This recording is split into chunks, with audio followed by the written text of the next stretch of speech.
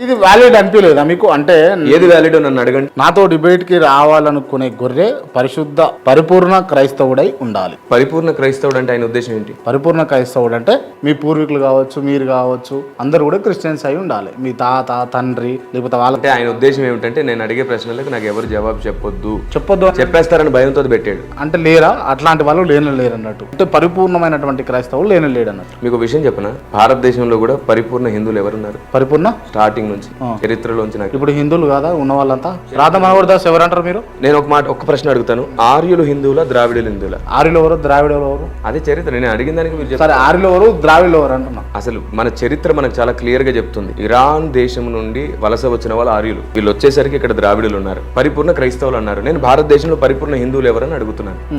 మీ ప్రశ్న సమాధానం. ఇంకోటి ఏంటంటే సర్టిఫికేట్స్ లో క్రైస్తవులు అయి ఉండాలి.